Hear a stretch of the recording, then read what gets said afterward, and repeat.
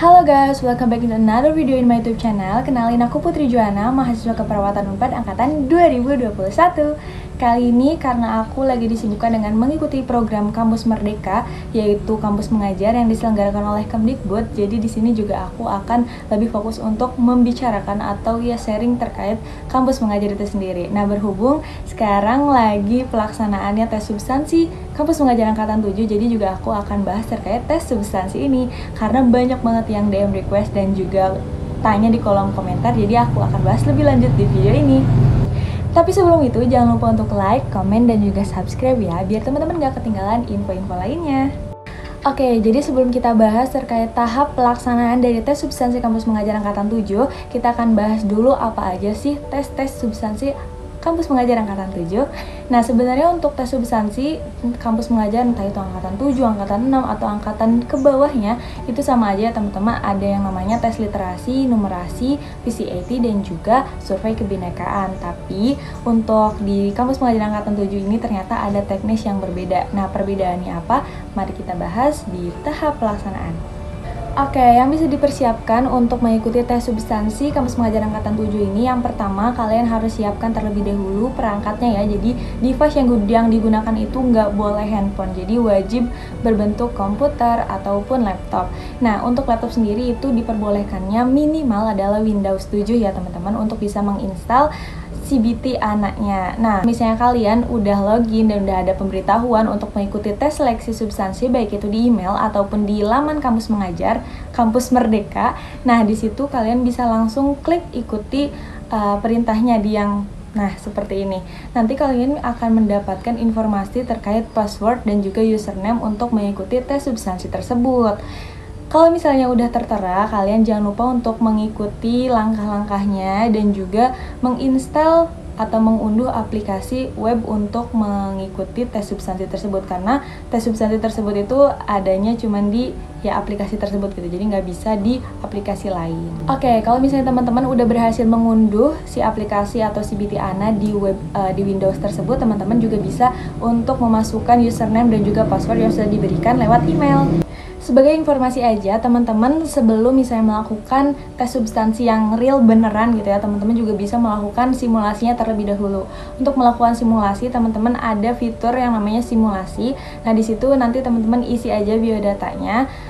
Nanti untuk password dan juga username itu udah ditentukan dari webnya. Nah, nanti teman-teman tinggal cobain aja kayak gitu untuk simulasinya. Sebenarnya simulasinya bukan berbentuk soal, tapi kayak ya udah ini lancar atau enggak kayak gitu. Jadi bukan soal, bukan spoiler soal. Jadi teman-teman kalaupun nggak ngikutin simulasi itu nggak apa-apa banget kok. Oke, kalau misalnya teman-teman sudah melakukan tes simulasi, kalau misalnya simulasi ini bisa dilakukan kapan aja ya, tapi sampai sebelum teman-teman melakukan ujian benerannya gitu. Nah, kalau misalnya teman-teman udah selesai melakukan simulasi, teman-teman boleh untuk login lagi, terus masukin lagi username-nya. Nah, kalau biasanya username-nya itu berupa email yang kalian daftarkan di akun MBKM, dan untuk passwordnya sendiri itu disesuaikan juga dengan email atau info terkait gitu yang diberikan oleh tim Kampus Mengajar. Jangan sampai salah ya. Nah, kalau misalnya udah selesai, teman-teman udah bisa masuk, baru deh untuk melaksanakan ujiannya. Nah, aku juga mau ngasih tahu nih kalau misalnya dari tes substansi angkatan 6 dan juga angkatan 7 itu ada beberapa perbedaan. Yang pertama, kalau misalnya teman-teman angkatan 7 cuma dikasih satu password untuk melaksanakan ujian, aku sebagai Kampus Mengajar angkatan 6, kita tuh dikasih 2 password. Jadi, kita melakukan 2 sesi dengan waktu yang berbeda. Aku nggak tahu ya, teman-teman di angkatan 7 ini karena satu password apakah bisa dilakukannya bisa di stop dulu gitu, atau harus berlanjut dari awal sampai akhir tanpa jeda kayak gitu. Nah, kalau misalnya di angkatan 6, di angkatan aku itu, kalau misalnya kita udah selesai di tes yang pertama yaitu literasi dan numerasi, kita bisa skip dulu baru lanjut di tes yang keduanya itu nanti gitu. Nah, kalau misalnya teman-teman angkatan sekarang kayaknya nggak bisa ya, jadi harus dilanjutkan gitu. Nah, makanya kenapa mungkin ini menjadi salah satu alasan kalian mengalami down servernya kayak gitu.